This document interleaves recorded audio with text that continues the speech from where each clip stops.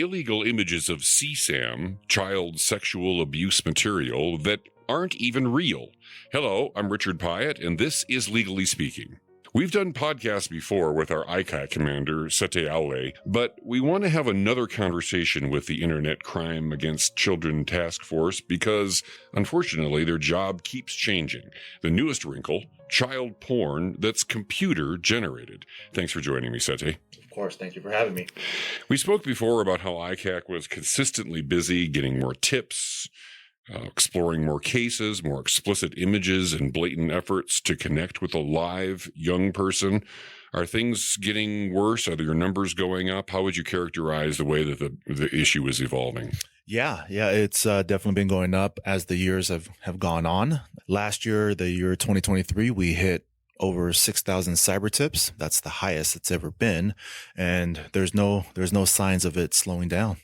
Is the attitude of the offenders changing at all? Are they becoming more emboldened somehow? Or is there a difference in what they're looking at or sites that are available to them or things like that? I don't think much is changing in terms of, I guess, how this is being shared or distributed or what have you. But I think that their tactics are probably getting better in trying to hide their activity, hide it from us and law enforcement, and hide it from parents who are trying to be alert for their children.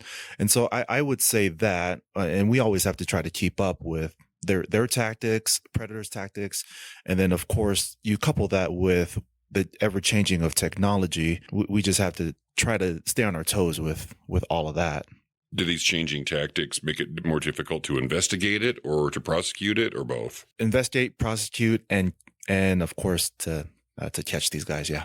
But you're still on the job. You're still working. If you had double your workforce, would you still be really, really busy and still have plenty to do, plenty of tips coming in, that kind of thing? Yeah, of course. We'd still have plenty of work to do if we tripled our force. And that's not just here within our state. That's across the country. How often are the people that you're seeing, people that have offended before that maybe you're familiar with, recidivists, if you will, that maybe even have been convicted and served prison time before? Do you see that? It's actually very common for us to see or to encounter a repeat offender. It's not that abnormal. So this idea that the system is rehabilitating people, do you feel like the success rate is low on that, would you say? I would say so, yes. Okay.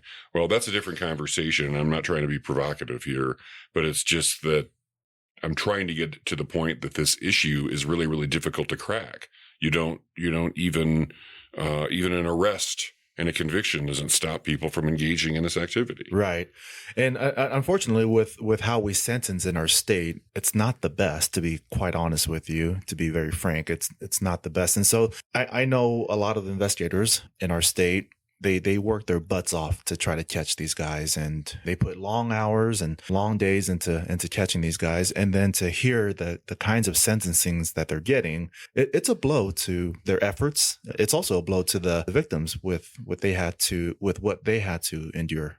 So I alluded to this in the introduction about AI images, artificial intelligence, computer-generated images, and maybe even porn. How common is that becoming? We actually are seeing an increase of that, and it's not like we haven't seen it before. We've been seeing this artificial intelligence generated images before, but now what we're seeing is these images, these pictures, or these videos. They're so real. It's hard for our people to discern if it's a real child or if it's computer generated.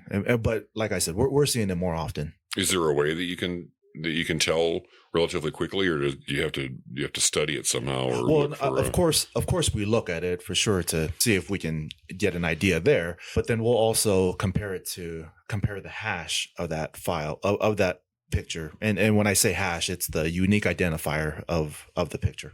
So are those images, possessing those, trading those, still illegal, even though it's not quote unquote a live person or an image of a person, of a human being? In our state, yes, it is illegal. Okay.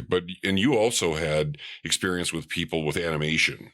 Yes. Animation and those images are illegal as well, right? Yes. So the laws don't need to be updated. If you could suggest something from a law enforcement standpoint We're not saying that you're advocating anything or trying to make problems with anybody at the legislature, but what you see every day, what needs to happen to like really make a difference in this program? Do we need stiffer laws, stiffer penalties, more counseling? How can we help? Well, I think the laws are there for us to combat this issue, to fight it. I already alluded to this earlier, is our sentencing in our state. I think that needs to be a lot better, because a first-time offender right now, currently, if we were to arrest a first-time offender, he would probably get just over 200 days, have to register on the sex offender registry, and maybe have to go through a psychosexual evaluation. And there are some other guidelines that you have to go to, but the 200 days is not, I don't know, that for me, that just doesn't seem adequate enough for this type of crime. So I think stiffer sentencings would definitely serve best. Is it possible for you to take me through in a way that doesn't compromise your investigative techniques, how you guys work? You get cyber tips called in, someone notices something, or you may detect something through your own methods. And then how do you get to the point where you're actually going to the person's house? Yeah. To arrest them. Yeah. So as you can imagine, there's several different ways on how we get reports on this type of crime. One of the biggest ways, and the number one way we get it, is through the National Center for Missing and Exploited Children. NCMEC is what it's called. We'll get a cyber tip line report from them. Well, let me back up. So by federal mandate, all of these social media companies, all of these internet providers, when they find illegal activity on their platforms in terms of sexual exploitation of a minor, they are mandated to report that to NCMEC. NCMEC will then filter through that report and determine which appropriate ICAC task force that it needs to go to. It'll then get forwarded to that task force, and then once it gets there, so for example, it'll come to Utah. My cyber tip manager here will go through that cyber tip and look at all the details in it, and including the pictures and videos of CSAM that's in it. They will then determine who it needs to go to throughout the state, whether it's down south, up north, out in the basin, or out in Tooele, wherever it may be. Once that detective gets the report, they will then look through it and start writing legal process, search warrants to internet providers, to social media platforms, to try to identify who uploaded or who shared CSAM. And then they'll have to wait on returns from those companies. And then once they get those returns, then they'll start doing their intelligence, gathering their intelligence on all of the information that they got, and then ultimately leading to making contact with that responsible person. Okay. So that's quite a lengthy process. It's long.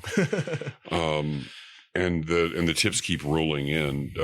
Do you also get reports from families?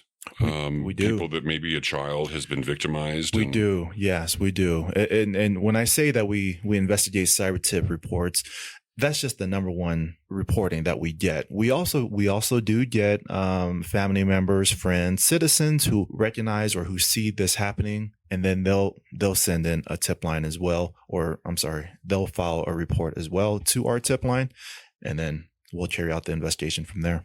So this seems to be one of those problems that the technology exists. It's hard to put the genie back in the bottle. You have kids on there also. We have another case in the AG's office. The investigations unit has a case that was investigated that was a situation where there was a young person reaching out through one of those, quote, sugar daddy websites to an adult and sort of putting herself in danger, probably without fully realizing what she was doing. Right. So the kids are kind of engaging online too.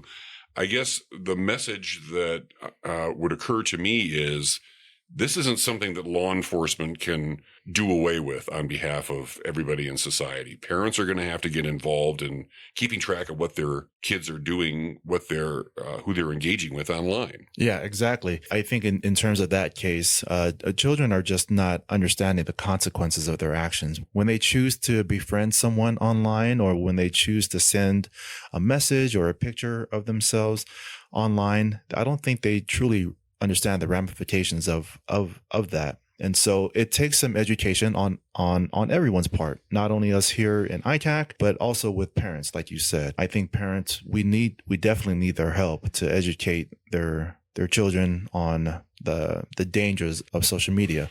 If parents are going to choose to give a cell phone or allow their child to be on social media, they need to have a conversation with them about the warnings, the dangers of having that. It's taken a big step to allow them to have a phone or a social media account. But you think even the traditional social media accounts, Instagram, TikTok, Facebook, whatever the kids, Twitter, X, or whatever you want to call it these days, are those also problematic, do you think, for parents? The parents need to be monitoring activity on there? Absolutely. NCMEC, they just released some statistics at the beginning of the year, and they listed off 7 of the top reporters of these social media companies to them. Facebook, Instagram, X, Snapchat were amongst the top reporting entities to them. And so to say that it's happening, no, that's an understatement.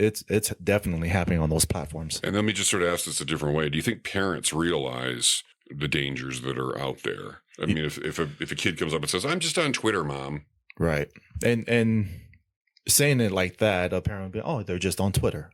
But yeah, a child may say, "I'm just on Twitter." Well, a parent should probably look at what they're looking at on Twitter if they're on Twitter. So yeah, I don't think I definitely don't think parents understand truly what can happen on these platforms. Do you go around and educate families about about the work that you do, what you're seeing, and kind of give parents a heads up so they can start enforcing these kinds of rules with their kids and this kind of relationship with them earlier? Absolutely. In the Absolutely. kids' lives? On a daily basis, we do that, whether it's on our social media accounts or we will physically go out and make presentations. We have a dedicated education specialist where that is her sole job, is to go out and do public awareness and just educate on the dangers of online activity.